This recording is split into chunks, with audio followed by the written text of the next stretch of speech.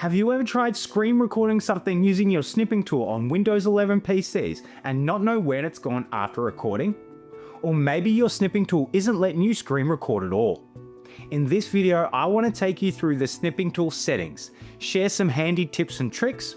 I also want to introduce other apps that still use Windows 11 snipping tool but offer improved features, such as recording gameplay or capturing yourself while recording your screen. So, has this ever been you? Where'd my screen record go? Hey. Let's start with where your screen record settings are, where your files are saved, and how to set up an easy to access save point.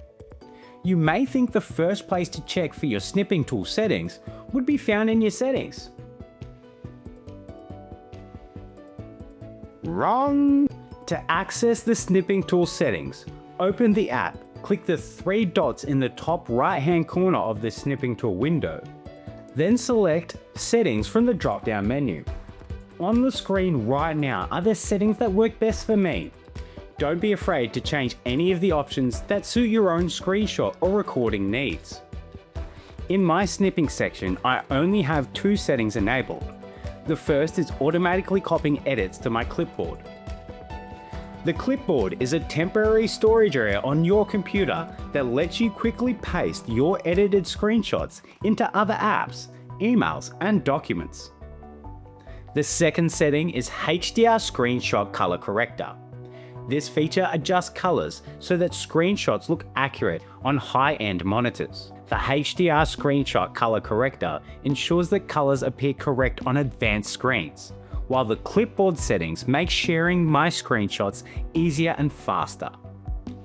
There are additional settings you might want to check out. These include automatically saving the original screenshot, ask to save options, opening a new window for each screenshot, and adding borders. As I mentioned before, I only need the edited copies and the HDR settings enabled. I use screenshots mainly for sharing with others via chat and email, and when I'm gaming on high-end monitors. Now, let's look at my screen record settings. Compared to the snipping section, I have many of my settings turned on. The only option I leave off is the microphone input when the screen record starts. This is because I always record a separate voiceover when creating videos.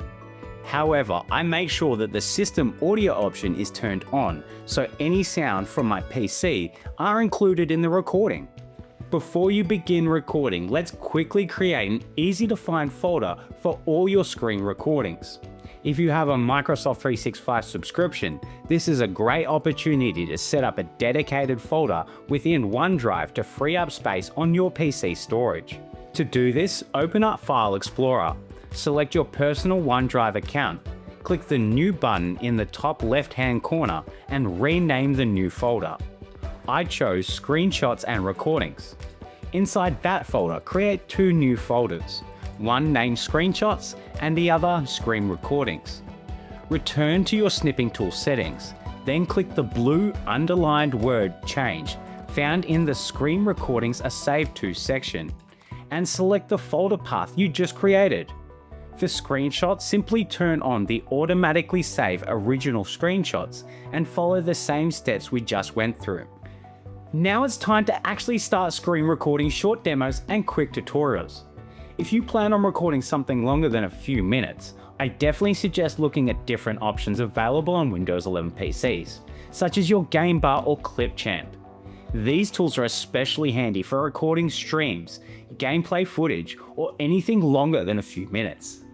To access your game bar and start recording, simply press and hold down the Windows key on your keyboard, and then hit G.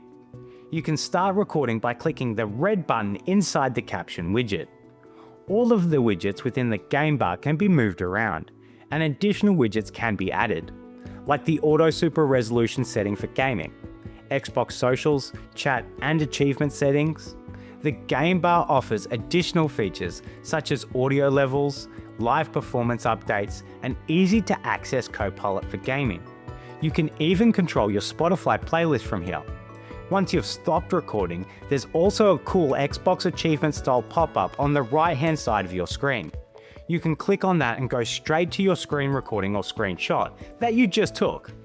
Finally, there's ClipChamp, which is a huge improvement over the old Windows video editor. Not too many people realize this, but you can actually record directly from the ClipChamp app as well.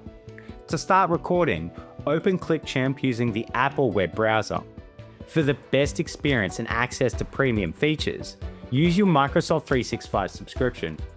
In this video, I'll only be focusing on the recording features, and don't worry if your ClipChamp looks a little bit different to mine.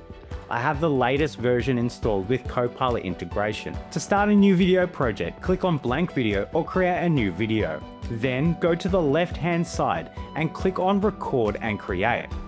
A collapsible toolbar will appear, showing us all the different recording options available. ClipChamp gives us plenty of different options to suit all different types of recording needs. There's plenty of handy features like text to speech if you're not confident with voiceovers. You can record audio, your screen, or even your webcam individually. But the best feature is the screen and camera option. For example, if you're creating a tutorial and want your viewers to see both your screen and your reaction, select the screen and camera option. This is perfect for walkthroughs when you want to explain steps while demonstrating them, or recording gameplay with your live reactions. Another great feature of ClipChamp is once you've finished recording, your footage is automatically placed into the timeline, allowing you to start editing straight away. If you are using the screen and camera feature, ClipChamp separates both recordings for you. Your microphone audio is automatically attached to the webcam footage, while the computer audio is linked to the screen recording. This setup makes it easy to edit each audio track individually and ensures you have clear control over both your voice and the system sound during post-production. If you've stuck around for this long, thank you so much for watching. And if you haven't already, please think about subscribing. And maybe even give this video a like if you found it helpful.